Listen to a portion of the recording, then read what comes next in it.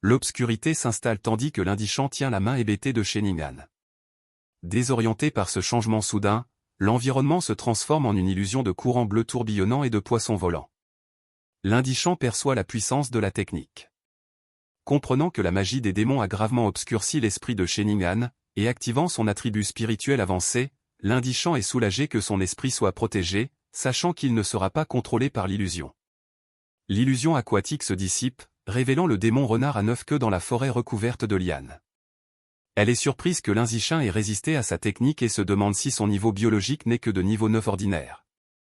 Le renard s'émerveille qu'une planète aussi pauvre en ressources que la Terre puisse engendrer un tel génie, pensant qu'il serait déjà d'un niveau exceptionnel s'il était né sur sa planète d'origine, la Terre originelle. Convaincue que la Terre gâche son potentiel, elle lui demande de retourner sur la Terre originelle avec elle comme serviteur personnel, lui proposant d'échanger son essence vitale contre des ressources évolutives afin qu'ils puissent grandir ensemble. Tenant Sheningan, l'Indichan voit les ténèbres environnantes se dissiper. Il en déduit que le maintien de cette immense illusion a épuisé l'énergie mentale du renard, la laissant à bout de force. Sentant une ouverture, l'expression de l'Indichan se durcit tandis qu'il active son pouvoir de contrôle des plantes, seigneur de la forêt. Alors que des lianes épineuses rampent sur le sol, le renard avertit l'Indichan que sa patience a des limites. Il la défie, lui faisant remarquer qu'elle se cache encore dans une illusion. Au lieu de révéler sa véritable apparence, le renard sourit malicieusement et demande à son jeune serviteur, d'un ton moqueur, s'il a envisagé qu'elle puisse être sous sa véritable forme. Pour mettre à l'épreuve son affirmation audacieuse, l'Indichan déclare qu'il n'y a qu'un seul moyen de le savoir. À son ordre, de multiples lianes épaisses et épineuses jaillissent du sol autour du renard. Les lianes acérées s'enroulent rapidement autour des membres de la renarde, l'immobilisant en plein vol.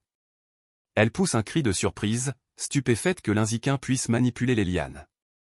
Convaincu que les lianes ont bien emprisonné son véritable corps, l'Indichan comprend que c'est l'occasion de frapper et se jette en avant, le poing levé.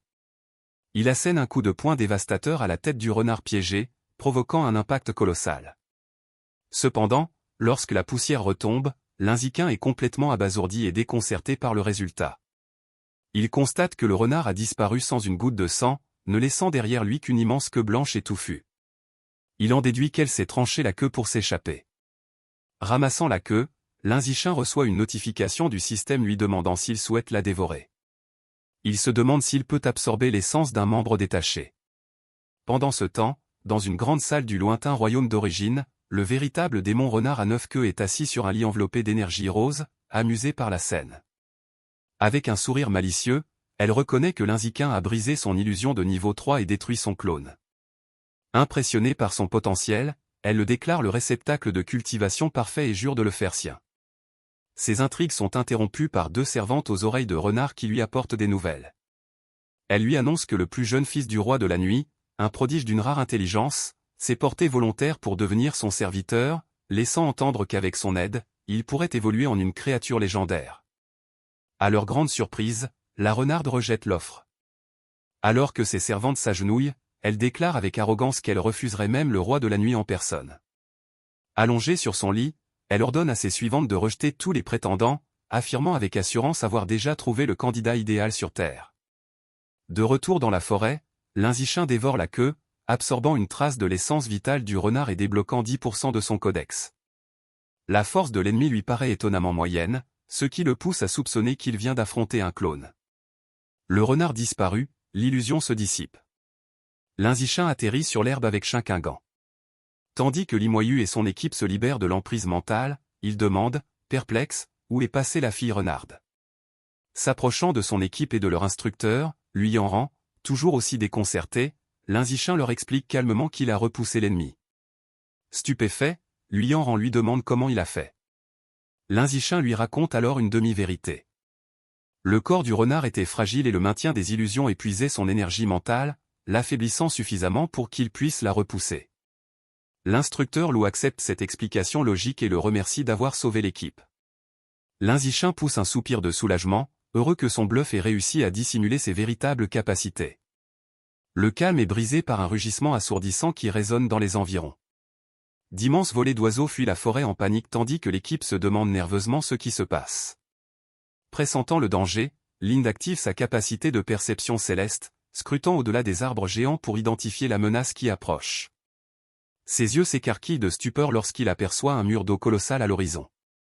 Il hurle d'urgence à son équipe pour les avertir qu'un tsunami dévastateur fonce droit sur eux. Agissant promptement, l'Insechin ordonne à tous de se réfugier en hauteur, désignant un arbre de plus de 100 mètres de haut. Il prend Sheningan dans ses bras et le groupe se jette dans les branches massives pour échapper au déluge. Perchés en haut d'une branche robuste, les membres de l'équipe assistent, terrifiés, à la montée des eaux. Face à la hauteur impressionnante des vagues, certains élèves se demandent si l'arbre pourra réellement les protéger. Alors que les eaux déchaînées les atteignent, l'instructeur Lou ordonne fermement à tous de se préparer et de s'accrocher fermement. Le tsunami déferle sur la forêt, se fracassant contre les troncs géants et transformant toute la zone en un océan déchaîné. Lorsque la première vague se calme, Lu Yongjian et Liu poussent un soupir de soulagement. Lu Yongjian est stupéfait que l'arbre ait résisté à un tel impact. Alors que Liu, épuisé, admet que l'épreuve a failli lui faire mourir de peur, une fenêtre système apparaît, informant l'Inzakin qu'il a survécu à une catastrophe extrême. Il est surpris de découvrir un nouvel attribut appelé « survie du plus apte » et remarque ses conditions strictes. Reprenant leur souffle, Miwi se demande comment un tsunami a pu apparaître si loin à l'intérieur des terres. Linichin explique que c'est sans aucun doute l'œuvre de la directrice Modongonze.